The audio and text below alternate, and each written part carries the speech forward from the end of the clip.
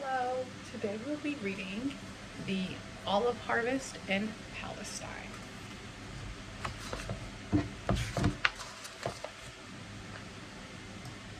It's a warm fall Thursday in the town of Ramallah, Palestine, about 6 miles from the big city of Jerusalem. Nor and Manal live next door to each other, and they're having a quiet afternoon hanging out and playing and chatting.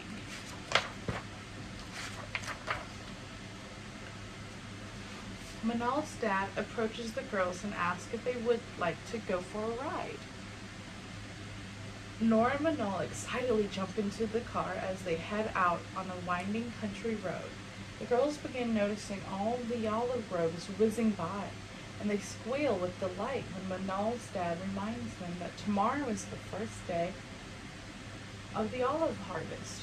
Nor and Manal make a game of trying to count the endless number of olive trees covering the gentle hills on both sides of the road. Manal's dad says that the land of Palestine is known worldwide for its olive trees, but the few people understand the magic of these sacred and ancient beings. Do you know that it takes up to 5 years for an olive tree to start producing olives? Did you know that these trees are older than I am? In fact, most of the trees you see along this road are hundreds of years old. Nora is surprised to hear all this. How an olive tree can be so many years, she wants to know. Manal's dad replies, that is their nature. An olive tree is tough and resilient. Its thick roots are intertwined deep into the land, just like the Palestinian people. The girls are tickled to hear this and erupt in laughter. It has become a tradition every fall. Nor enjoys harvesting with her friend and neighbor Manal. His family owns several tree groves. It's a fun activity for the entire community, and it's important too, because so many Palestinian farmers rely on the olive trees to make their living. Nor and Manal and their families and friends will gather tomorrow to help pick the olives. The girls can barely contain their excitement. Here comes Friday. It's dawn and the sky is purple. Nora's mom wakes her up so she can get ready to join the harvest. Although Nora is still sleepy and groggy, she jumps out of bed, filled with excitement about this great day. Nora quickly washes her face and brushes her teeth as she throws on her clothes and rushes to the door to Manal's house.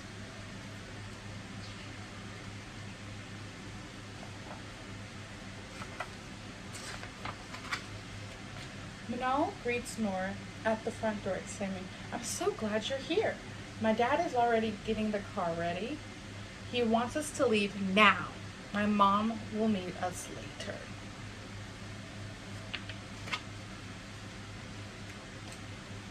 It's a crisp morning as the girls arrive at the olive grove. The sun is rising over the hilltops.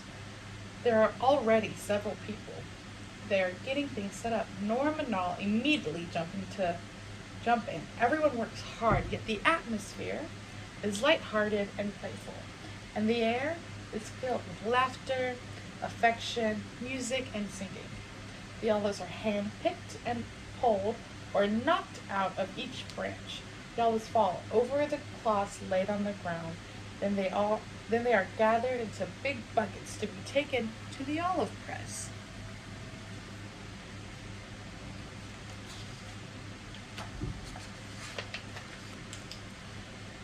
Everyone is really tired now. They have been picking olives since the morning. Then it's noon time, and suddenly Manal's mom appears with a delicious homemade lunch. It's a popular Palestinian dish called maklaba, which literally means upside down. Maklaba is made of rice, chicken, cauliflower, and different spices. Manal's mom flips the maklaba into a big round serving platter, The savory smell of the hot cooked meats floats through the air. Nora turns to Manal and says, "Your mom is such a great cook. I'm so hungry and I can't wait to eat." Manal's mom calls everyone to take a break and come eat.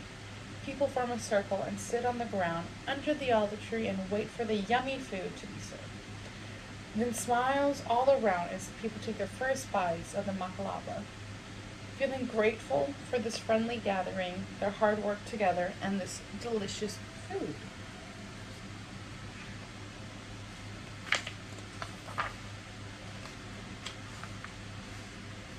Right around sundown, the harvest day is finally over. Nora and Manal are exhausted and ready to go home, but they feel so content to have been a part of this very special day.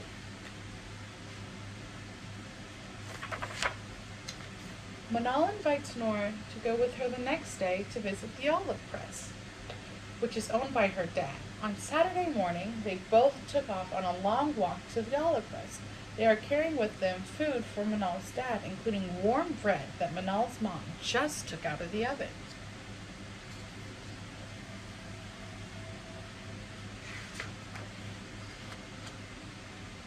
The olive press is a very busy place, more like a factory. Big machines, lots of noise and activity, farmers streaming inside, hauling their olives in big buckets. During the harvest season, the olive press is open day and night.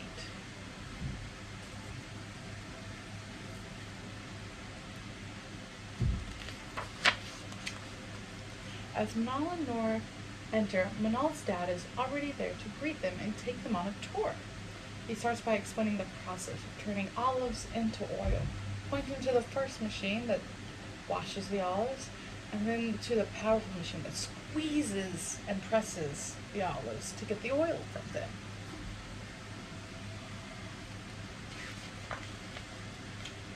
Manal cuts open her mom's freshly baked bread and slices off 2 pieces.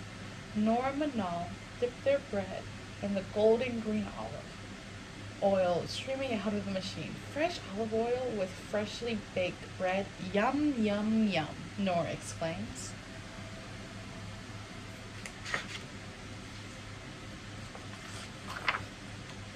Manal says goodbye to her dad. He'll be staying here with the olive press all night long.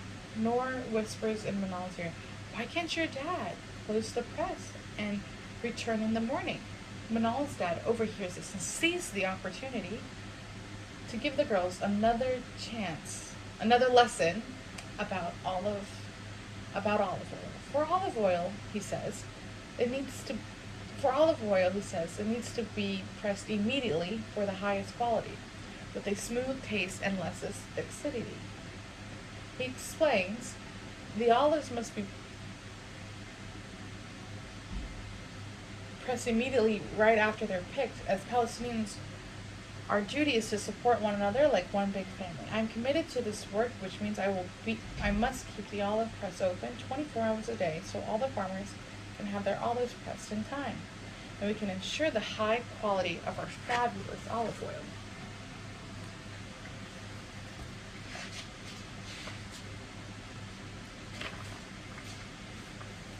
Olive oil is a very big deal in Palestine, says Manal's dad, flashing a big smile. Nora feels so grateful to have had this awesome learning opportunity through her friend Manal and her dad. She returns home very happy, proudly carrying a beautiful glowing bottle of olive oil, freshly filled from the bottling machine.